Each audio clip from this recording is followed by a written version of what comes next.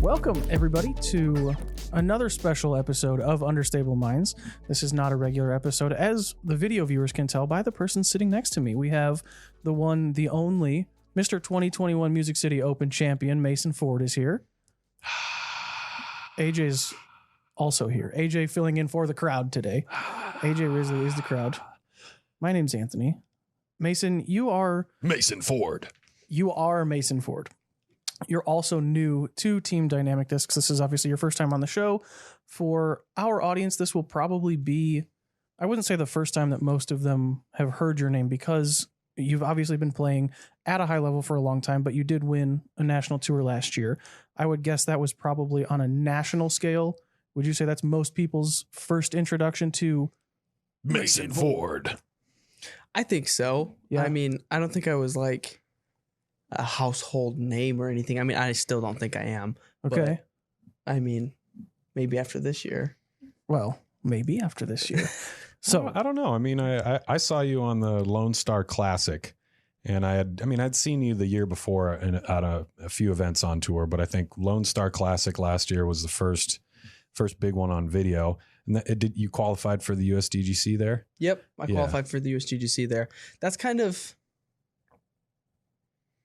a homey style course for me, from San Antonio. I drive an hour and I'm there. mm-hmm. And so it's kind of readily available to practice. It's fun, of course, to go and practice too. So It's funny that you say that you drive an hour and you're there, and it's also readily available. For us, driving an hour to play disc golf is like, what are you doing? There's 100 courses within an hour drive. You should not be going that far. All caps sigh. The first time I heard of Mason Ford was I was hanging out in Lindsay Park for some event. I don't remember. I think it was Piney Woods or something like that. I was hanging out with Miles Seaborn, and he was like, you see that kid over there? He's going to be really good one day. And like the next year, you just went off and won a national tour. So he was right, I guess. But yeah, you've been on the up and coming for a while down in Texas. Have you been playing like most of the A tiers of bigger events down there? yeah, so for most of 2019, and 2018, I just kind of bounced around, stayed in Texas, didn't really venture out at all. I won a handful of bigger B tiers in Texas in 2018 and 2019. I finally got to play the Piney Woods Open, Waco, Texas States, some of the bigger, I guess, A tiers that they have in Texas. And I feel like that was a good way to kind of get my feet wet in what I could possibly do. Yeah. So kind of, like I said, our audience, this is probably the first time they're getting to kind of hear more from you. You did an interview with Corey Merle not that long ago. I'm sure a ton of people have seen that, but kind of in so many words, give us kind of your intro to disc golf story, your intro to who is Mason Ford disc golf story. My intro to disc golf story. Yeah. Okay, so I was born and I guess raised in Pipestone, Minnesota. It's kind of funny. Me and Katrina Allen have the same hometown. Yeah. Very, very weird, I guess. So I lived down in Harlingen, Texas, very close to South Padre Island, very most southern tip of Texas. Okay. So I'm 9.5 hours from Dallas, if that puts it into any perspective. Yeah. It doesn't. I think we're That seems far. are we 9 hours from Dallas? Here? We're 9 hours from my parents in Chicago here. But do you know off the top of your head how far we are from Dallas? I think Dallas is a probably- little bit less. I think Dallas is like 8. Wow. That's sad. That's- Right? That's sad. That's crazy. Whoa. Yeah. Wild. Okay. Continue. So my grandfather was a trucker, and he would pick me up down in South Texas and then drive me up to Minnesota for some of the summers.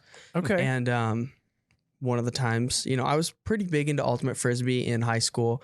Me and my cross country team would go and play ultimate against other cross country teams. Nice. And it was just kind of our district's little thing that we had. And my friend from Minnesota was like, hey, do you want to go frolf?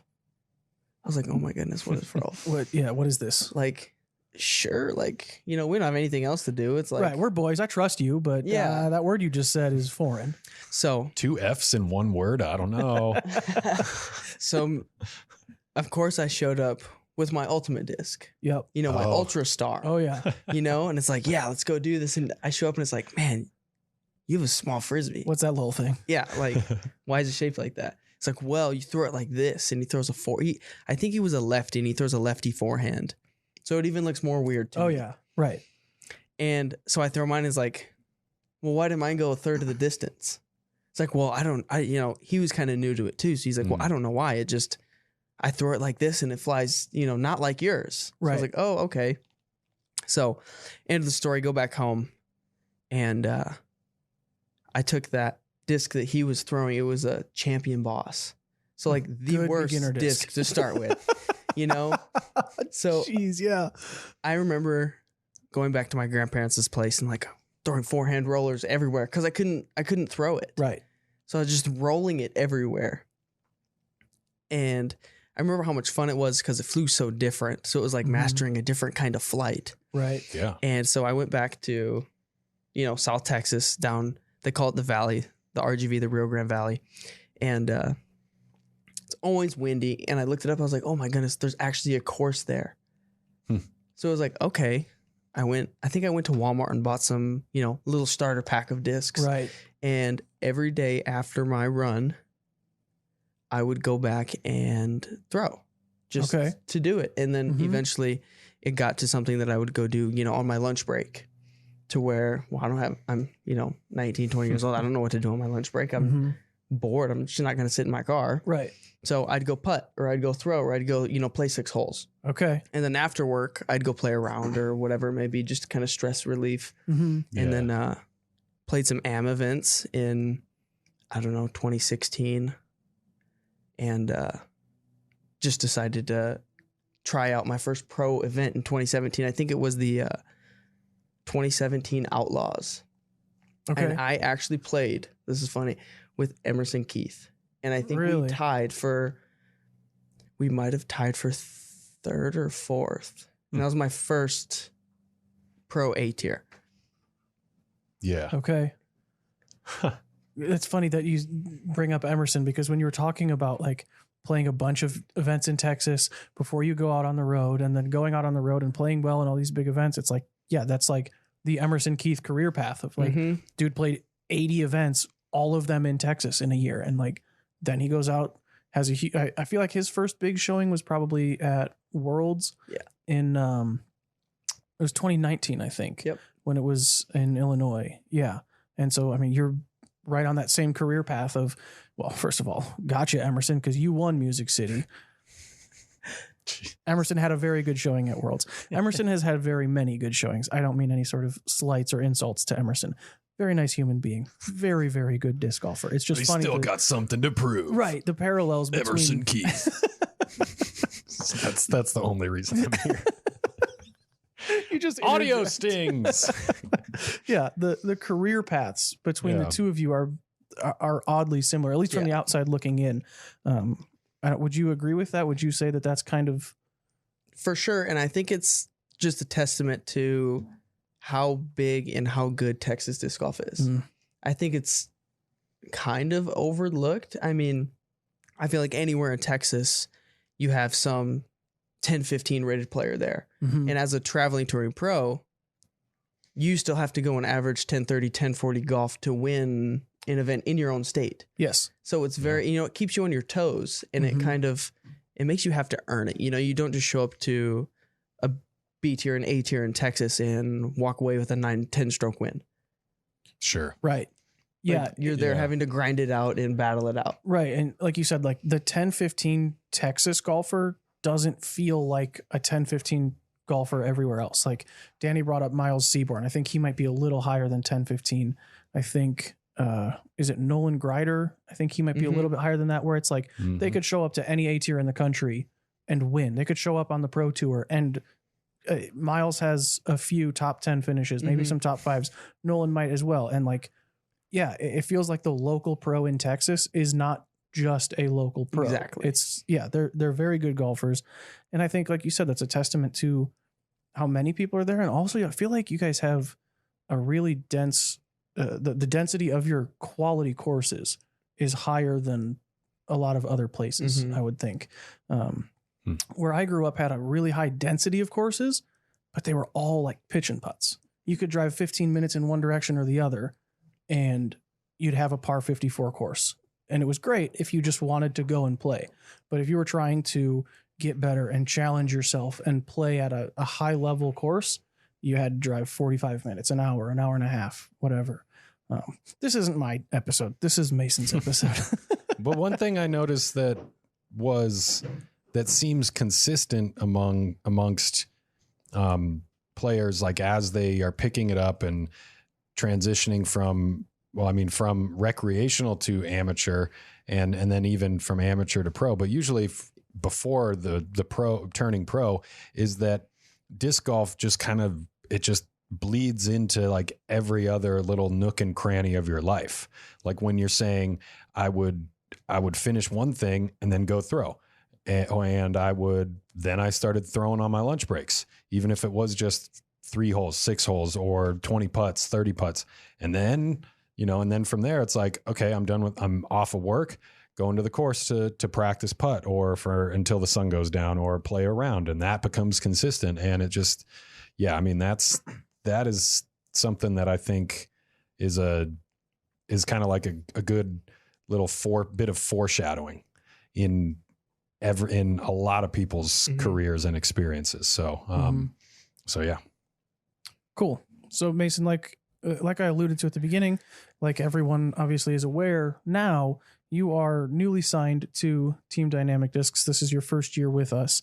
We're very happy to have you. Hopefully you're happy to be with us as well. But I found it interesting. He didn't say yes. He didn't say yes. That's true. I don't want to be rude and interrupt. Yeah, for the audio only people, he's staring daggers. He is very pissed to be here. Yeah, right. You did the interview with Corey, or Johnny Disc Golf, as some people know him. And in that interview, you said something that was very interesting to me, and I'd like you to expand on it a little bit. He asked you why it was that you came to Dynamic Discs, and you said that one of the big reasons was, and I forget the event, you played on a card with Zach Melton, and you just liked Zach and the vibe that he gave off and his personality, and that kind of helped you maybe become familiar with the brand and kind of the brand's personality, so to speak. And really, my only question is, how much did Zach pay you to say that? Right, I can just, because I've met Zach a few times. I can just see that's Zach Zach's like in his corner, just like, He's like, that's right. Right. Yeah. I've met Zach enough times to know that that's not true. That's got to be a false. You made that up. You were bribed to say that. And I just want to know how much. Nothing. No, Zach is great. Yeah. It's interesting that, that is one of the reasons, because you, at least from my perspective, that's the first time I've ever heard that, of like, yeah, I met this other person. They were with this company. I really liked that person and the way that they carried themselves. So that just kind of opened me up to the idea. What was before that round, or before that instance, or instances, if it was multiple times, what was kind of your thoughts on Dynamic Discs? Were you aware of the company? Were you familiar with it? Just didn't know? Or what was that like? Well, I mean, I've always heard of it. I played Waco way back when, and I'd played with Ryan Draper at a bunch of little local B tiers in Texas. Waco TD, I think, isn't he? Yeah. Mm-hmm. So, I mean, Ryan Draper was, I would call him a good friend. I mean, I don't know him really, really well, but he was always a good representative of DD too. So he kind of also showed me a little bit, I guess, about their... Sure. So you were at least familiar with the company and the brand and everything like that. Okay. So then is this, now kind of taking it more to the disc golf side of things, is this, you were with Innova before, was that the first company that you were with, or is this the first time you've had to basically take your bag and, aside from when you had your Ultra Star, completely start over? Mm-hmm. So when I first started, I bought my little Innova starter pack. Mm-hmm. And then I used to throw quite a bit of Millennium. Okay. So, and they're like a sister company with Innova, right? Yeah. Yeah. So there was a good friend of mine. His name was Rudy Martinez, and he was with Millennium for years and years and years. So down Corpus Christi, South Texas, Victoria, there was a lot of Millennium throwers. So I went to Millennium. So they were actually my first sponsor in 2017, I believe it was. Okay. And then from there, I can throw 50% Millennium and 50% Innova. Right. If I didn't throw, mostly Millennium. Mm-hmm. I was a huge Scorpius thrower for the longest time. Okay. And then I was also a huge Greg Barsby fan because I knew he threw the Scorpius. Oh, yeah. As are, I think, most people. Yeah. Greg's great. The Barsbarians out there. Yeah. So I was a huge Millennium thrower, and then I got with Innova in 2019 or 2020. I Okay. can't even remember.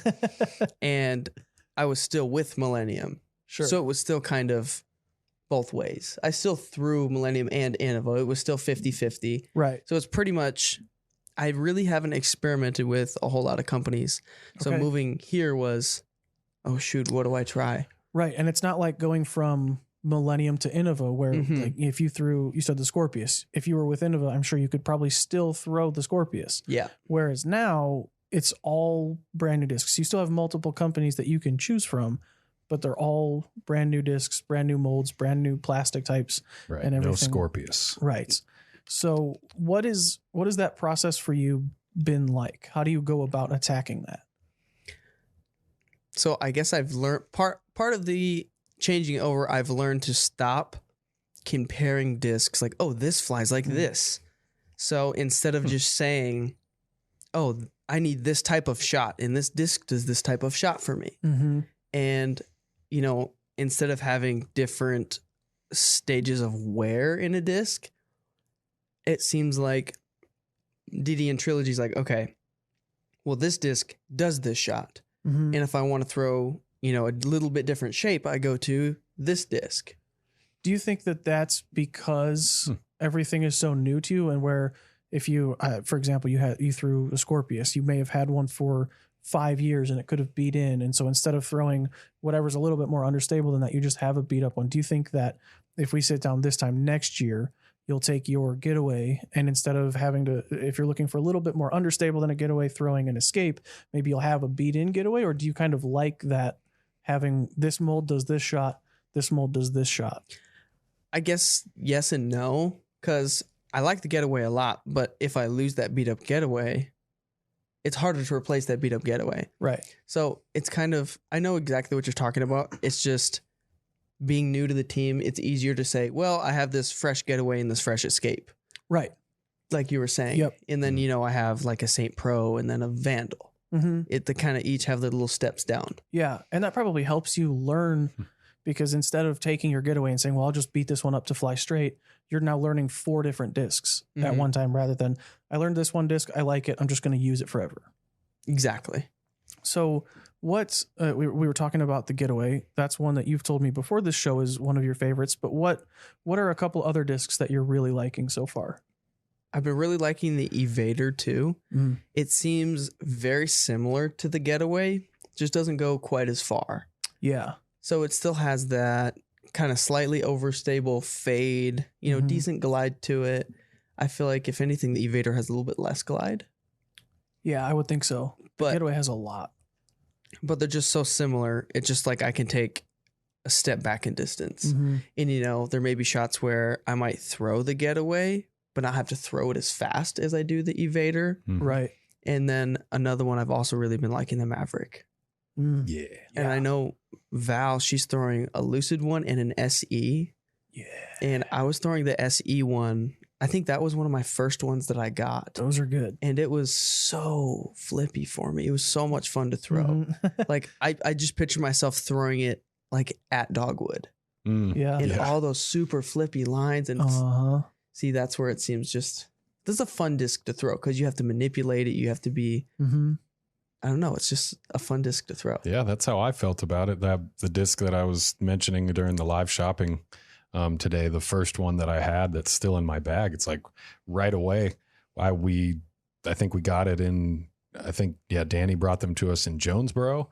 And then the next weekend we went to Russellville, Arkansas, and we played a couple different courses. And one of them, Old Post, was significantly more wooded and had like a few tunnel shots I remember that would start left and finish to the right and almost go like uphill a little bit. And so you really did need something pretty flippy. And I just remembered like, oh man, this disc is perfect. Like I just got this disc and it's made for this kind of hole. oh, and I just threw the only two I have. I'll be right back. I'm going to go back to the tee and throw these two again. Maverick. It's a good disc. Speaking of Zach Melton, that's his tour disc. All right. Yeah. So, yeah. Speaking of Zach Melton, yeah, I mean, it makes sense why you would bring that up. I mean, it's, I think a hallmark of our team and a big quality of our team players is just this, a little bit of like a relaxed feel on the course and off the course. Mm-hmm. And not to say that our team players like take things less seriously than others, but I think there's still that dedication, but at the same time, it's a little bit more lighthearted. And so I can see how someone from the outside would view that, observe it, and say, like, that seems like it would work for me. Maybe not everybody, but it's nice to hear that would be something that would work for you. I also just think it's like, it makes it so much more inviting. Seeing like, well, he's a fun person to be around. And who wants to be around somebody who's a crabby person all the time? Right. You know what I mean? Right. So it's just seeing that's how he is. And I'd also play with Chris, quite a bit during the year. I think we played at Memorial. I think we played, at a couple other events. But it's like Chris is kind of laid back. Yeah. He doesn't get super into it and frustrated and worked up. He just kind of rolls with the punches, Mm-hmm. And he's another one. He's just kind of fun to be around. Right. And his kind of humor and personality is Right. And Zach is very same way, he just kind of rolls with the punches and just has fun with everything. Yeah. Yeah. Especially, I feel like, those people are good to be around in general, but especially when you're on the disc golf course and if things aren't going your way, and if you just have a card full of people that are all just having a good time, joking around, it just makes it a little bit easier to kind of forget that 15-footer that you just missed or whatever. Whereas if everybody's quiet, everybody's to themselves, and you just miss a putt, now the entire time you're walking to the next tee pad, you're thinking about it. The next time you have a birdie putt, it's like, well, I have to make this because I have to get that stroke from 2 holes back. Where if you're all just having a good time, it's just, it helps the atmosphere feel a little bit more relaxed, like you put it. Yeah. That's a good word. Yeah. Mm-hmm. So, one thing that I wanted to ask you that I noticed this, and I don't know if it's myself just connecting dots in my own head, but when I look at the way that you throw a disc, if I just watch a video of you throwing, it reminds me a lot of Bradley Williams. And first of all, congratulations, because I think everybody wants to throw the disc and look like Bradley Williams does. Yeah, he's a cutie. Okay, that's not what I was getting at, AJ. I was saying that his form Congratulations. is very clean. It's very smooth. It's very effective. Is that just because, he does everything so perfectly and you're trying to also do things perfectly? Or did you specifically look at his form and Bradley, because he's obviously a well-known Texas player? Did you look at that and say, I want to emulate this? Or do you have a relationship with Brad? Are you guys just mortal enemies now that you're like on the same level of like, hey man, if I win, that means you don't. And if you win, that means I didn't. So we hate each other. No, actually, the first Pro Tour event I ever played was me and Brad actually traveled together to Arizona. Nice. Okay. So enemies then. You guys are just punching each other in the car the whole time. No, I don't think we're enemies. I think, the story kind of gets twisted a little bit of, oh, well, Brad taught Mason. Mm-hmm. Do you know what I mean? Right. When that's not really the case. Val actually helped me find what works best for me in my throw. Okay. And my throw 3 years ago, even go watch the Piney Woods Open. My throw was not very pretty to look at then. Yeah, very, very different. So Val's like, kind of every month was kind of like, oh, well, let's try to change this and see how this feels, or let's try to work on this and then let's see how that works. Mm-hmm. And it just kind of, fixing all these different things, 2-3 months, 2-3 months, 2-3 months. That's what it came out to be. Mm-hmm. And I think that's why we get, me, Brad, Val, Alexis, Mm-hmm. Paul, even all kind of have a similar style throw. Right. Because Val got a lot of help from Brad, and Alexis got a lot of help from Brad. Mm-hmm. I'm feeling Brad probably tried to implement Paul.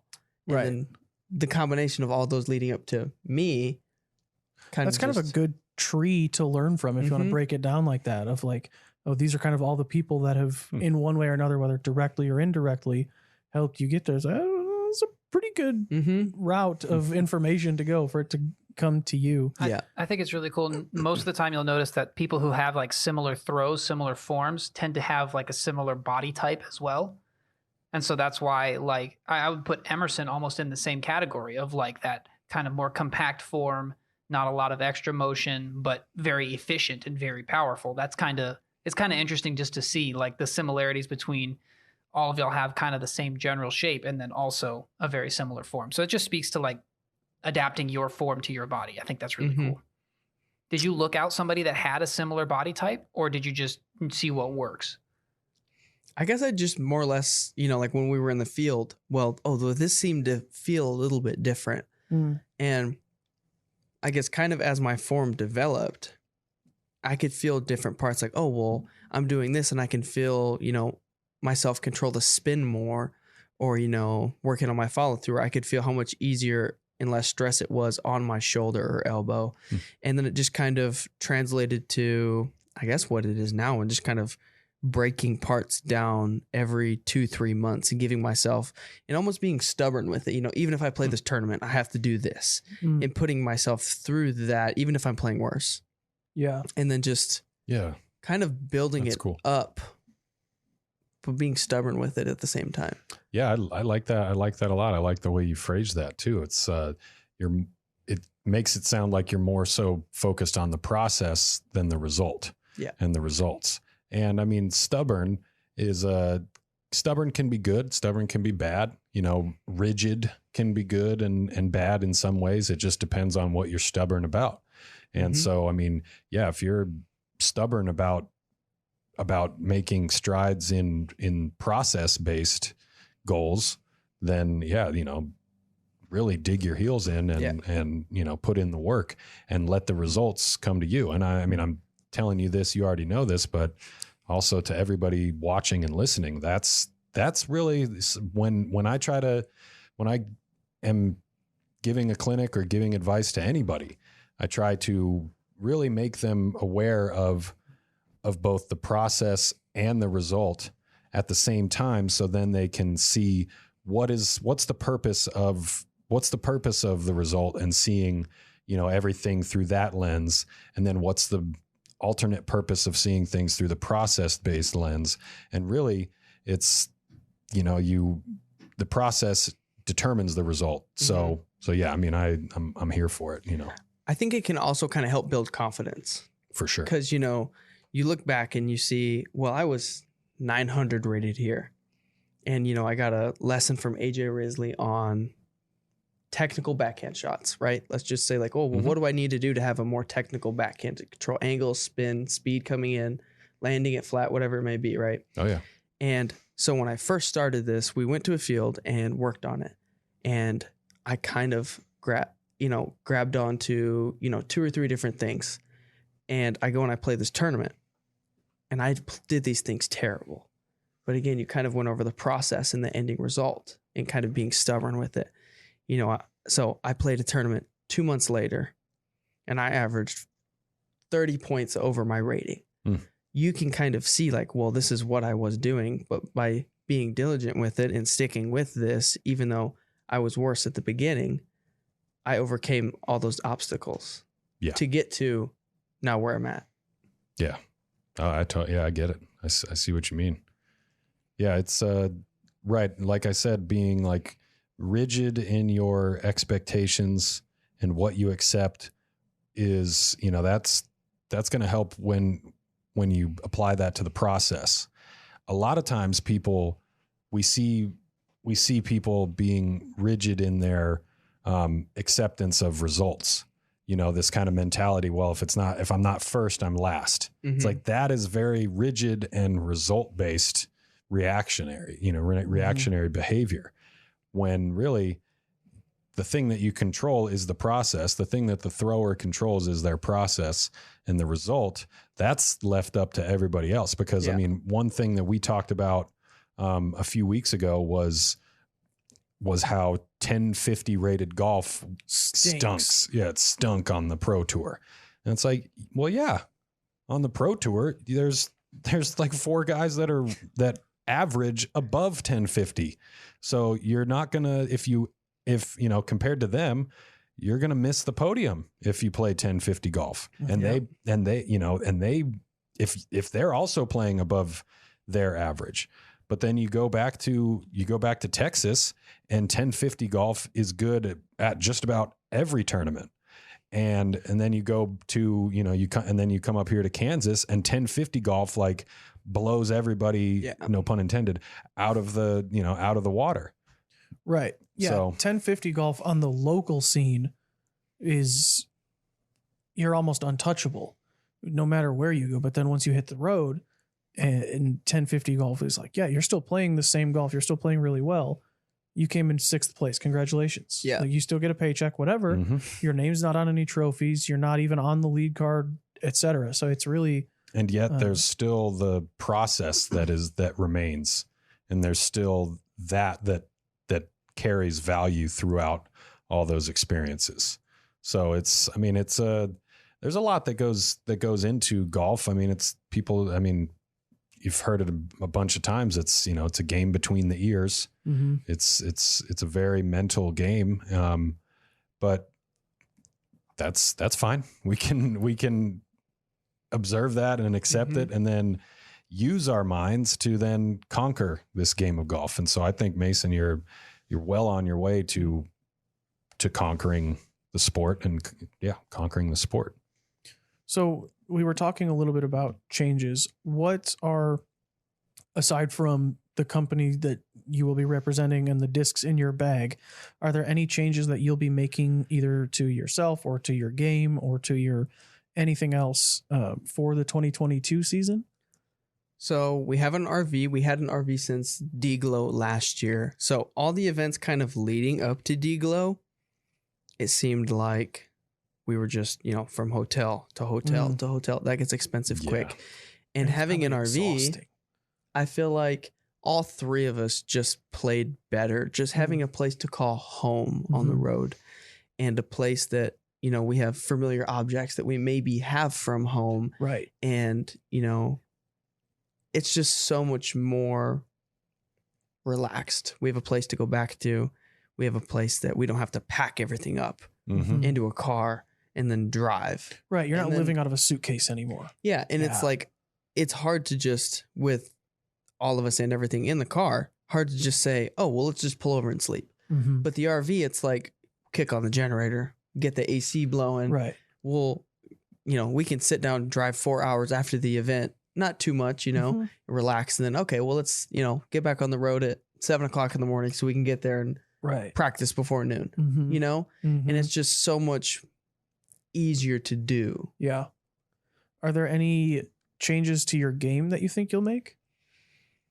I've been really trying to work in a longer forehand Okay. just because I feel like I have a forehand that I could use, Mm-hmm. but if I had it a little bit longer and a little bit better angle control, I feel like it'll be more of a weapon. Something to where a hyzer forehand, if I can throw that versus a turnover and control the nose and everything, having to be perfect to come into the green, Mm-hmm. it's just easier to do. Right. And it just gives you more tools to attack a course, where if you're at a certain hole and you look at it and you say, yeah, I could throw a backhand here. I could throw straight at it. I could throw, there's a big hyzer, or I could throw this turnover line, but for whatever reason, you're just not comfortable with those. Your backhand hasn't been flying well. If you can also say, you know what, I'm just going to flip the switch. I'm going to throw a sidearm on this hole. It opens up the possibility to essentially endless shot shapes and shot types that you can throw. And I feel like at your level, like we were talking about, 1050 golf is great at the local scene, but if you want to compete on tour, you have to play 1050 golf almost. Mm-hmm. And it's kind of, I don't know if you would agree with this, because, our current world champion threw probably 3 sidearms on tour all of last year, but it almost feels like you have to have that. You almost have to have an unlimited shot tree. I remember Nate Sexton saying one time, and this, it'll make sense. He said, it's 2018. You need both a backhand and a forehand on tour. 2018. That's when he was saying that stuff. So now it's 2022. And James Crazy proved him thing. wrong. Right. Way to go, James. That's James for you. So the forehand, are there any like specifics when it comes to like your practice routine and how you're gauging your progress with the forehand abilities? Is there anything like you can share with us, like how you are, what kind of things you're focusing on in the field or on the course when you're practicing that shot in particular? So coming from an ultimate background, you get the nose up hyzers, Yeah. right? Like You kind of that's have just- to. Yeah, that's an ultimate style forehand. So that has been the hardest for me to break. Mm, So there's times when I'm like, okay, I think I'm throwing this on that Anheuser, but I still hit it flat. mm-hmm. So there's just a little bit of a learning curve there. And I guess you call them swing thoughts. Mhm. So I'm always thinking about the angle I reach the disc back on and keeping it on the same plane until the release. And I feel like that one swing thought has kind of helped me just become more consistent because I know, okay, well, I'm throwing a hyzer. I don't really have to think about that. I'm throwing a hyzer. That's my ultimate throw. Mm-hmm. It's like little forehand approaches or Anheuser, little approaches. That's not too hard for me. Right. But when I'm trying to throw 375 on a forehand or 400 on a forehand and catching a little bit of an Anheuser is the hardest thing for me to do. Mhm. Just that little baby flex. Mm-hmm. Yeah. Just enough Mm-hmm. versus, throwing something a little bit flippier and hyzer flipping it. I'm so much better at that Mm. than catching that little bit of Anheuser. But there's not every hole you're going to be able to hyzer flip something. Right. I guess unless you're Big Germ. Right. Another exception to the rule. Yeah. We'll put him up with James Conrad. Yeah. Yeah. When it comes to forehands, my good friend Brian Earhart put it into terms that I really connected with, and he said that like throwing an ultimate disc is kind of like cracking a whip. You almost have to like let go of the disc behind your body Mm-hmm. and then follow through. And throwing like an overstable, like that chop forehand is a bit like throwing the ball. Throwing Oh, a I ball can see where that. you're letting go of it rather than behind your body, you're letting go of it in front of your body. Mm-hmm. And then he said, to tie it all together, he said throwing a big distance power forehand is both. It's both cracking the whip and throwing the ball.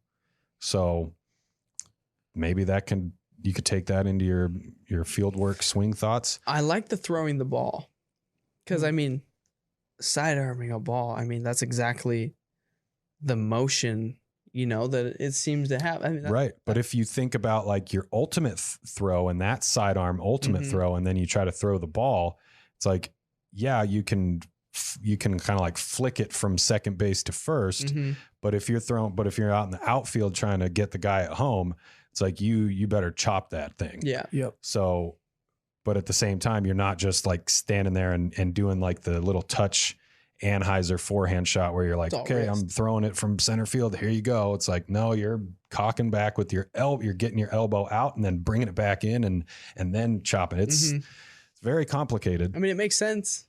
Yeah, it's just it's complex. And so, but the thing is that those complex ideas and swing thoughts, that's what propels you from 1020 to 1050. Mm-hmm.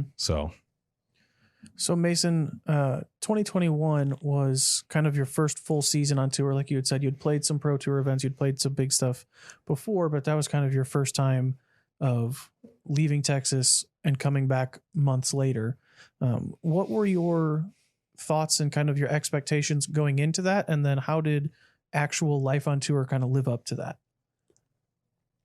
So I guess expectations wise, I tried not to have too high of expectations because it's a long season. Right. You're going to have ups and you're going to have downs. And I think kind of realizing that before you even start the tour, like, yeah, at one point you're probably going to suck. And then it's all about kind of chasing those little bits and learning from each event to kind of start at the bottom of the mountain and Mm-hmm. chip away and then kind of take tad bits like, oh, well, I did this really bad this week, but that's what that course called for. And that's what I did really bad. That's why I played bad. Yeah. So next year, let me kind of jot this down and come back and, okay, well, before even showing up to this event next year, I'm going to have this dialed in. Right. And just like little stuff like that. Are there any specific things that you learned that you want to share with us? Or are these like top secret? No. Can't let the competition. So, Bradley Williams. Can't let it's one thing to see a course on Jomez, right? And be like, oh, well, I could throw that same shot. And then you get there in person and you're like, oh, this is totally different than what it looks like on a video. Yep. It looks flat and it's 50 feet up a hill. Right. So I guess, there's multiple courses that I played in person. It was like, wow, well, I totally wasn't prepared for this. That week in my field work, I was doing this and I should have been doing this. So I think now the week before, said event, it's kind of like, okay, well, now I know what I need to have dialed in. Right. To go into that week so I can be more prepared. Do you think that as a result of that, do you think you'll have a little bit more expectations going into this season, or are you still, basically you're just going to be more prepared, but still limit the expectations? I think I always like to limit my expectations. Smart. I think I always know my capabilities and know what I'm capable of. And kind of what I was talking about earlier, I always have that one thing that I'm trying to accomplish for that event. And I know if I accomplish this one thing, right, the result of me accomplishing this thing equals me playing and placing a little bit better. Right. So I think by kind of micro focusing on one little thing at each event and kind of stacking those things on top of each other, then it equals me having that good finish or big event. Do you set those goals? Are they, what's the word? Is it like a tangible goal? Like if your goal for one weekend is to be, to putt better than you did the weekend before, will you say, okay, this weekend I putted 80%, so I want to putt 85%? Or do you just say, I want to putt better. I want the putts to come out cleaner. I want more of them to go in the basket. If that's every single putt, great. If I go from 8 out of 10 to 9 out of 10, great. It just better. I just want improvement. Or is it, I need to be at 90% this week because I was at 80% last week? Yeah. I mean, it's just something as simple as that. It's something that it takes the pressure off of saying, oh, I want to play well and I need to be in the top 10 or top 5. And it takes that pressure and it kind of puts it to the side because that's, the result. But if I focus on this, it makes, I know if I putt good, I'm probably going to place well. Right. Right? Like, it'd be hard not to. Yeah, exactly. So, of course, there's some weeks where I putted good, but I didn't get off the tee well. So the next week, it's like, I still have the putting confidence. I made a lot of putts for bogey. But unfortunately, they were for bogey. But yes, they did go in the basket. but I'm making them. So it's like, I know as long as I give myself putts for birdie, that I'm going to make them. So my next goal that week is going to be, okay, just give myself more putts from circle 1 or inside, circle 2's edge and in. And then I'll be fine. And then I'll play well. Yeah. You know what I mean? Yeah. This is it brings up an interesting topic that we've had a little bit of a debate on the show a few times before. Of what, if you were to, basically what's more important, getting off the tee and putting yourself in position to score, or scoring when you are in position? So basically, is driving more important or is putting more important? For me, I feel like I'm always very consistent inside the circle, but I don't know what it is. As soon as I get to circle 2's edge, I will hit the basket every time, but they will not stay. Okay. Yeah, I'll hit, chain out left. Like, oh, okay, well, I just got to make this difference. And then I hit the band, or I just hit low. And then this time, oh, well, I was too hard. So I hit right side and fell out. And it feels like there were a couple events last year that if I would just had it 4 feet closer, I'd make every single one. So you're on team driving. I'm on team driving. Yes. Because I feel like, in your face, AJ, I always putt consistent, right? I always have my little routine that I do and I go through it, very routine. It's just, there's those weeks where I'm 4 feet further than where I would like to be. And that basket just shrinks. And it almost gets annoying because I will hit the basket. I had 8 circle 2 putts. Well, I hit basket on 8 of them. Right. So it's Yeah. like my circle one putt, I'm not even having circle one putts. Right. These are easy. Huh. Just put it Yeah, down. well, I hit it, so I'm 2 feet away. Mm. But from circle two, it's like, I don't know. It just Yeah. gets so annoying. See, I'm right there with you. I think, and it's funny that you say that because you are a good putter and you find yourself, if you had just thrown a little bit better tee shot, then you'd be in a much more successful position where my game is the opposite. I can get myself off the tee. Once I get myself in the green, I'm usually there for a little while. And so I am like, driving's more important, because if I can throw a good enough tee shot that I don't have to putt, I'm golden. Where McCabe was the opposite, because he's a very good putter. Relatively speaking, he's a better putter than a driver. He's still a very good thrower of the disc, but he's on team putting, because then it takes the pressure off of his tee shot. He doesn't have to throw as good of a tee shot because he can make the putt from anywhere. Perspective. Right. Yeah, exactly. Perspective. I think two things that I'm realizing when we bring this back up just now is the question should almost be, would you rather make all of the circle one putts, or would you rather put all of your drives in circle one in regulation? And then from there, the determining factor is what the player is already and previously confident in most. So it's like, if you're confident in your putts, then you're going to say, yeah, put me in circle one, green in regulation. That's what I would do. 100%. Mm-hmm. If you're like me and you're more confident in the drives, then yeah, I want the next thing that I need is the 100% circle one putting. So yeah, but it's still a really fun question to ask just about everybody, and see how they feel, because then now that we determined, okay, yeah, you're more confident in your putts than your drives. Well, now you know what you can work on mentally when when you're laying in bed, or when you're driving, or when you're reading and thinking. And like, I like to read some sports psychology books or just psychology in general books, and try to apply those to my disc golf game. And a lot of times, yeah, it does come down to the things that we're confident in and the things about ourselves that we doubt. And so sometimes it gets to be a slippery slope, but when you can look at it objectively and take away the personal judgment, that's when you make that real progress. And so that's why I really do still enjoy this question. Like, would you rather have the 100% C1 putting or the 100% circle one in regulation? It's a fascinating question, especially when the more and more people that we ask, it just keeps building. Yeah. I don't know the current official standings, but I think it's 3-2. I think we've got 3 on team driving. Mason, myself, and Danny. AJ and McCabe are on team putts. Yeah, we forgot to ask. We'll have to get Valerie. Tennessee. We'll have to get, we'll keep it going. We'll keep track of this as it goes, and we'll see. Mason, are you ready? Oh no. It's I'm time. ready. We've got a game show. And it's your turn. You can't look at my screen because I have the answers right here. Okay. That's called cheating. This game is called How Well Does Mason Know Mason? Oh no. We've got questions for you about you. So if anyone knows these answers, it should be you. We're just going to test your knowledge of yourself. Are you ready? I guess. Let's go for it. As ready as we're going to be. Okay. Yeah.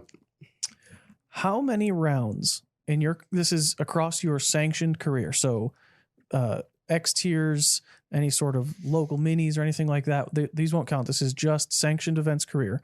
How many rounds have you played that were rated below 900? 0. That's correct. Sweet. Do you know It's what a fun fact? That is a very impressive fact. Do you know what your first ever rating was? 919. This is also true. You are doing much better than most. I haven't played that long. Mason knows Mason. Yeah. So far, Mason knows Mason very well. Ding, ding, ding, ding, ding. What is your average finish across your entire career? Don't take into account My average finish. Yeah. Oh So my gosh. divisions don't count, just the average place. I'm going to go with 22nd. Oh, give yourself credit. Really? Uh-huh. It's better. Oh, wow. Give yourself a lot of credit. 8th. Nailed it. Really? 8th Oh place. wow, that's a good little average. yeah. That's very Heck yeah. good. Yeah. Hey, again, it's relative though, because 22nd on the Pro Tour Right. rankings, boom. Sure. I guess You're maybe that's playing my in first. Charlotte. Yeah. Yeah. Yeah. What is your highest rated round?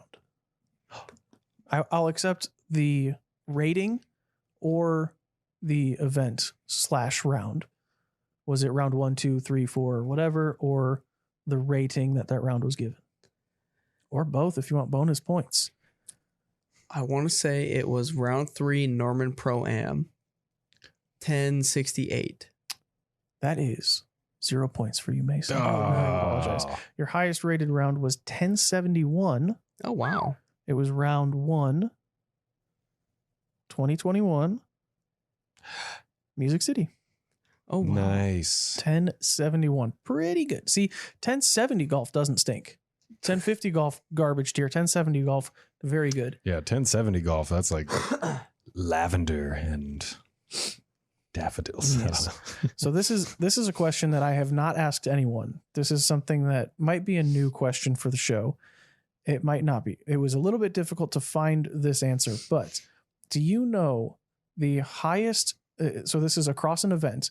The highest rating average across an event that you played that you did not win. Oh, Do you That know I did not win. that you did not win? Do you know what that event that's a tough was, question. Ooh, it, or what the rating was? it would be You have averaged this across an event 3 times. dang.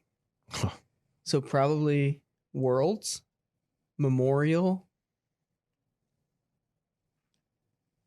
I can't think what the third would be. What years? Oh, both last year. Okay. Both of them were in 21. So you're correct with the Memorial. 2021 Memorial, you averaged 1051. Okay. You also averaged 1051 at Music City last year. And then you averaged 1053 at the 2020 Holy Rocks, but you won both of those events. So does not count. Okay. It's time, Mason, for the final question. final question. This is always the hardest question. That's why we always put it last. This is Okay. one that people have gotten close on, but nobody has gotten it correct just yet. Hardest question. In your sanctioned career, from your first PDGA event until your most recent PDGA event, what is the total number of strokes that you have had? Yeah, right? Well, that's why it's the hardest question. I will give you half credit if you would like to know the number of events that you've played. I think I played like 98. I can confirm or deny that for half credit if you'd like. Neither. Total strokes. And then I'll give you an extra point question after this if you'd like. Let's go. Over 98 events. Let's go. 6,523. Oh, you're low. I'm low. You're low. I guess I think I'm way better than I am. Throw in go. a couple of 4-round events in there. Oh, that's true. Let's go. 8,200 and even more. Oh my goodness. 9,000? 10. It's over 9,000. It's a lot. It's okay. That almost sounded very bad. It's not that it's a lot of strokes. It's just more than I thought. more than you think. Oh my goodness. Is it like 12,000? It's even more than that. No way. It's more than that. See, because at first I thought 12,000. I was like, no, that's ridiculous. 15,000? 15,000. 15,336. Oh my goodness. And you were correct with 98 events. See, at least I knew Somehow that. nailed that one. Yeah. Okay. So do you want the extra credit question? Let's see it. Do you think that your total strokes is higher or lower than Valerie's? I think she's played more events than me. So I'm gonna go lower. That's correct. You have thrown less total strokes than Valerie. She probably played more events too. She's probably 112. Let me double check on her total. So I won't tell you her total strokes yet because you might be cheating and I don't want to give her any bonus I questions. wouldn't do that. No cheating allowed here. Let me quickly look up how many events she has played. That's so interesting, though. It's like there's competition throws and then there's practice throws. Right. And it doesn't break down how many of those are OB strokes, how many of those are strokes for this or that. It's just strokes. So Valerie has played 95 events. Oh my goodness, so I played you got more. her beat by 3. Yeah. Wow. See, so what gets me is because I used to run a lot. So I always used to think about, I had a runner's log. So I used to keep a log of, this is the workout that I did. This is my average mile pace. Or, we did this strength and conditioning workout and this is the number of reps. All this. I had composition books. I probably still have them somewhere. And so it was always, not just the number of miles, but the quality of the miles that I ran. Mm-hmm. So in disc golf, I think sometimes, how many miles have I thrown? Yeah. You know what I mean? Yeah. Because think A lot. right? That's crazy. Yeah. I wonder if my arm has more miles than my legs. Whoa. Ooh, that would be interesting. You know what I mean? I think about that probably too much. That'd be interesting to figure good luck ever doing the math on that. Right. But that would be interesting. Maybe that'll be next year's final question of like total distance that you've played disc golf. I don't know how I'm going to find that answer. Gosh. That'd be pretty because you go to the PDGA and you can do little, you hold round one. Mm-hmm. Oh, course par was this at this course Right. and this many feet. It's true. It'd take a lot of work. If but you could do it. lower that 98 events down to about 10 or 15, then yeah, I could probably get that for you. Yeah, you could do that for 1 year. One We could do season. that for a year. That'd be doable. All right. Still We will not. see. Come 2023 season, Mason, when you come back to Emporia, be prepared. Keep track of your total distance. I'm gonna have and we'll to. see. Have to do Yeah, some bring, research. bring your composition books. Right. Yeah. Yep. All right, Mason, thank you so much for sitting down with us. Where can people follow you on social media if they want to tag along and see your journey?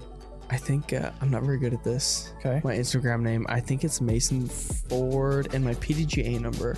Is it 72844? That would be it. Okay. Yes, that is. It's Mason.Ford, I believe. Yep. 72844. Go ahead and follow Mason. Thank you for joining us, Mason. It has been a pleasure. Best of luck to you on the road this season. I'm sure we will see you at many stops and do this again. But until then, good luck, AJ. Hey, guess what I had for lunch today? Panda. #ad #Panda Partner. Guessed it. All right. Thank you, everybody, for listening. Danny, thank you for running everything. We will see everybody next week. Bye.